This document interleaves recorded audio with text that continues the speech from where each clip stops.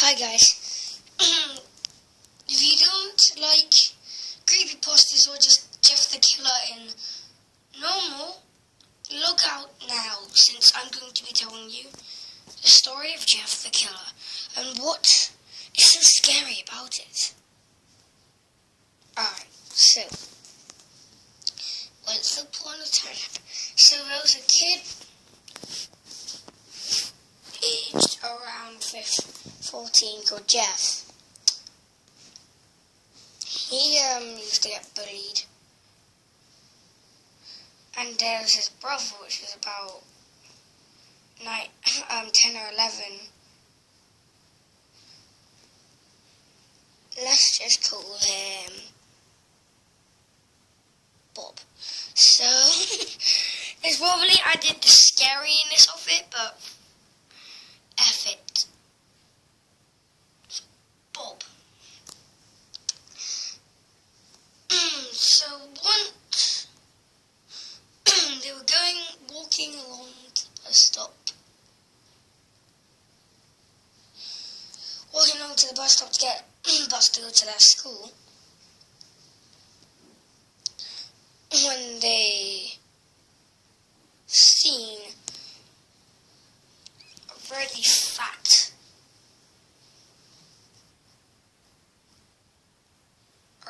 kid, a really skinny kid, and a kid who tried to look cool.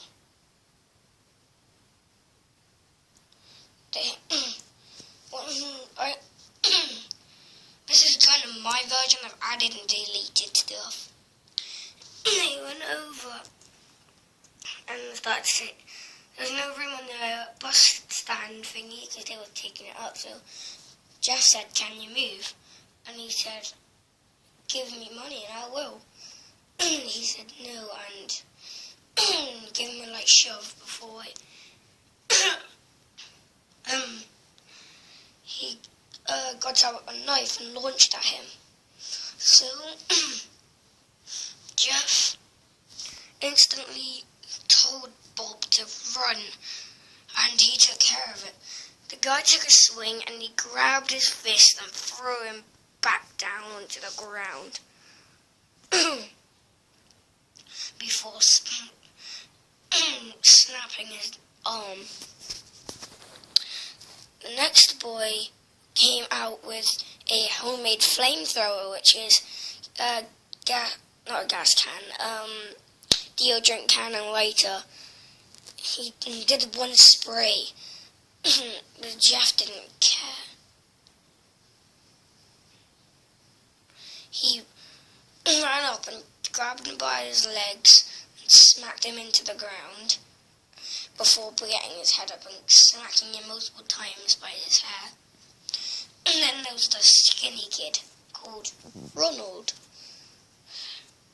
Ronald said, "I'm going to phone my daddy, Ronald McDonald." This Ronald got out another knife and lunged at him. This time it cut him on the wrist, but he didn't care. Jeff twisted the knife down and shoved it into a crack, causing Daryl to fall to the floor before Jeff smudged his hand into the crack in the pebbles. Then the bus driver came. Bob and Jeff ran as fast as they can and fled the complex. School went by, nothing happened. When they went to the party, when they went to their house, Mum said they had been introduced to the neighbours. The neighbours said, "Come along to a birthday party." So we did after school.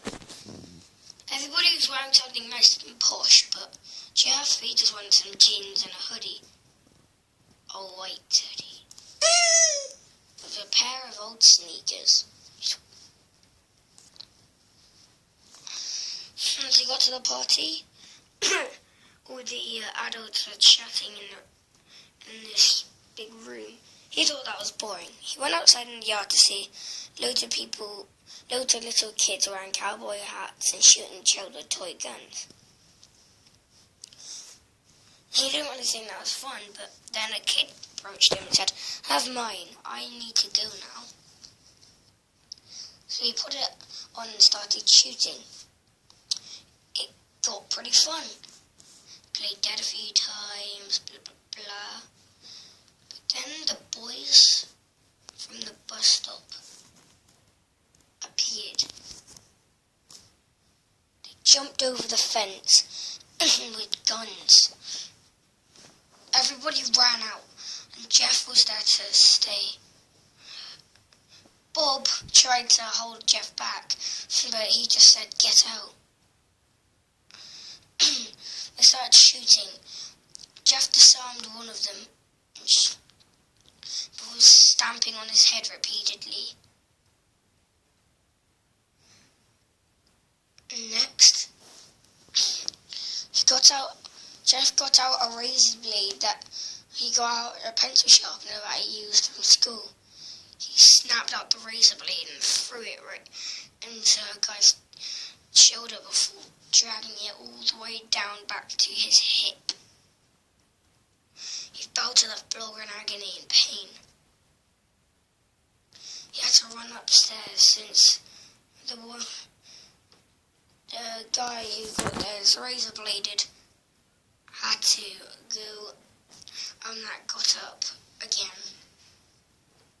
When they were going down the stairs, Jeff stomped out a few screws, causing the stairs to be unsteady and unwalkable. One of the kids walked on it and smashed right through it. The other one then jumped over the hole. Jeff kicked him down into the little supply room before running and trying to find a weapon. He found a golf club. But then the other two was there.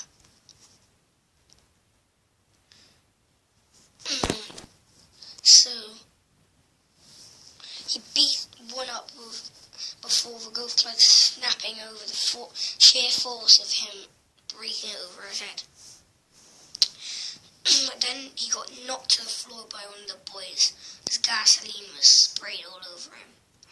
Then he grabbed the boy called Craig, which was the fat one, and put him to the ground. He started punching him, kicking him, and smacking him with the rest of the golf club before he gets a lighter. And Jeff sets on fire. As he feels the warming heat getting warmer, so eventually it burns into his flesh. A few weeks later, he woke up in hospital. His mum was there and he got up. His mum asked if Jeff was completely sane. He said, yeah, all the medication, he's fine. The doctor said to Jeff, ordered Jeff to go look in the mirror. He did. Bordered black eyes, and a pale, almost leathery face, and the black, burnt hair. By the way, I'm not putting an image up on here because it'll be too creepy. He just started laughing out loud. He started LOLing everywhere. It was like that. So he laughed and laughed and laughed and laughed and laughed and laughed and laughed and laughed and laughed and laughed until he got home.